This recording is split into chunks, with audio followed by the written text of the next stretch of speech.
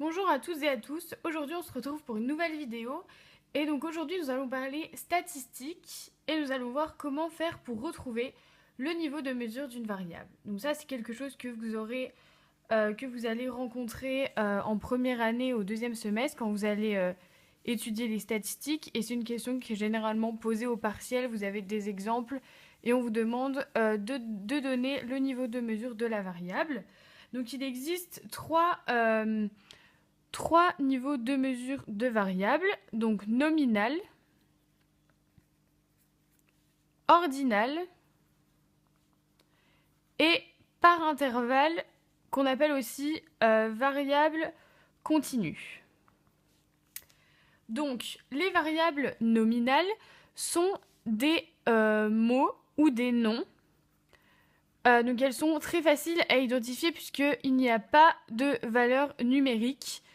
Il n'y a jamais de valeur numérique, donc c'est les plus simples à identifier. C'est par exemple quand on vous donne des prénoms ou des métiers, des catégories socio-professionnelles. Vous savez que ce sont des valeurs nominales puisqu'il n'y a pas de valeur numérique. Ensuite, donc les variables ordinales sont des variables numériques avec un ordre. Par exemple, si je vous dis les résultats d'un classement, d'une course, ou par exemple les résultats d'une classe avec le premier, le second, hop, et le dernier, ça vous savez que là, ça va être les variables ordinales. Ce sont des nombres et ils sont classés. Et enfin, les variables continues ou par intervalle, ce sont des valeurs numériques qu'on a classées dans des classes. Par exemple, si je vous dis la taille en centimètres, l'âge, le QI, etc. Ça, c'est des choses qui sont classées dans des classes. On ne va pas s'amuser à mettre toutes les valeurs. Généralement, c'est avec des gros effectifs. Quand par exemple vous avez un échantillon de 250 personnes, on utilise généralement les variables par intervalle avec des classes. Comme ça, c'est plus facile de ranger les variables dans des classes plutôt que d'écrire les 250 valeurs. Voilà.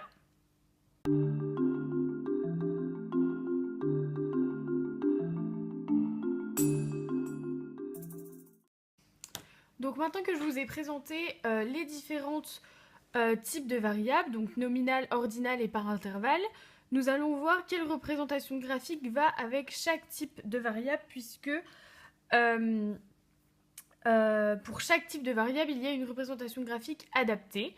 Donc pour les variables nominales, donc on utilise un diagramme circulaire. Donc c'est une représentation graphique qui se présente comme ceci. C'est quelque chose qui ressemble à un camembert. Bon, alors je suis désolée parce que je dessine extrêmement mal, mais vous voyez à peu près comment c'est. Alors sur chaque partie, on va écrire le nom et généralement on associe un pourcentage au, à la partie qui correspond.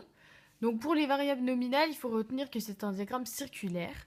Pour les variables ordinales, c'est un diagramme en bâton, donc c'est également un histogramme. C'est la même chose, hein, vous appelez ça comme vous voulez. Hop, et ça se présente comme ceci. Donc pour chaque valeur, on fait un bâton qui correspond donc à un numéro. Hop, comme ceci. Voilà, bon alors ça c'est que des exemples, hein, mais c'est juste pour que vous voyez à peu près à quoi ça correspond. Et pour les variables par intervalle, c'est la même chose que pour les variables ordinales, sauf que cette fois-ci, ça va être sous forme de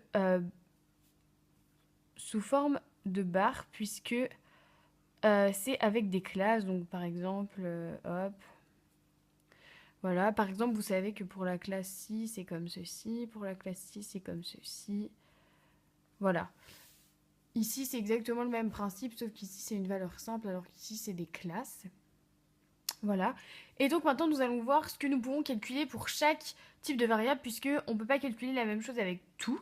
Donc, pour les variables nominales, on peut donner uniquement le mode des valeurs, puisque ce sont des valeurs ce ne sont pas des valeurs numériques, pardon, je vais y arriver.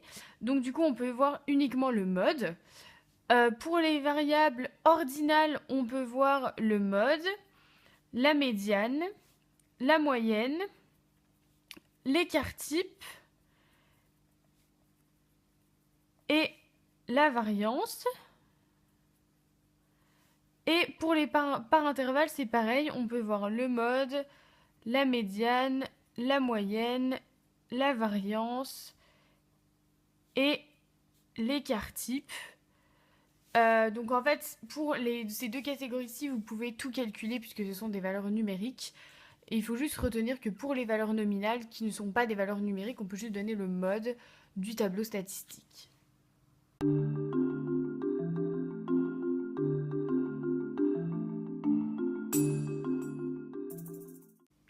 Voilà, donc maintenant je vous ai tout expliqué sur les différents types de mesures de variables en statistique. Donc je vous propose de vous faire un petit exercice pour vous entraîner. Si à la fin de cet exercice vous avez tout juste, c'est tant mieux pour vous, ça veut dire que vous avez tout compris, donc c'est parfait. Mais si vous avez de petites difficultés qui persistent, je vous donne rendez-vous sur mon blog. Donc dans la description, je vous mettrai le lien de mon blog et là-dessus, vous pourrez retrouver le lien vers différents exercices que vous pourrez faire. Donc c'est d'exercices du même type que celui-ci, je vous donne des listes de variables et vous devez me dire s'ils sont nominales, ordinales ou par intervalle. Donc on va commencer maintenant. Donc pour l'âge, l'âge on l'a vu tout à l'heure, c'est une variable par intervalle. On classe généralement les individus en fonction de leur âge selon des classes, par exemple de 10 à 20 ans, de 20 à 30 ans, etc. Le QI, c'est la même chose, c'est par intervalle, on classe les individus en fonction de leur QI. Pour la taille, il y a deux possibilités, soit c'est ordinal, donc soit on s'amuse à classer les personnes du plus grand au plus petit ou inversement du plus petit au plus grand. Et on peut également les classer par intervalle, donc par exemple de 1 mètre à 1 mètre 20, de 1 mètre 20 à 1 mètre 40, etc. Pour les métiers, il n'y a qu'une solution, c'est nominal, comme on l'a vu tout à l'heure, puisque ce ne sont pas des valeurs numériques. Pour les mentions au bac, ce sont ordinales, puisque vous avez un ordre dans les valeurs. Par exemple, si je vous dis mention très bien, c'est au-dessus de mention bien, c'est au-dessus de mention assez bien, donc là c'est ordinal. Alors je sais, vous pouvez me dire, oui, mais ce ne sont pas des valeurs numériques, et on a vu tout à l'heure que les valeurs qui ne sont pas numériques sont des valeurs nominales. Oui, mais quand il y a un ordre, ça reste quand même ordinal. Donc pour les prénoms, c'est la même chose, c'est nominal. Pour la température, c'est comme tout à l'heure pour la taille, soit non, pour la température, pardon, excusez-moi, c'est uniquement par intervalle, je raconte n'importe quoi.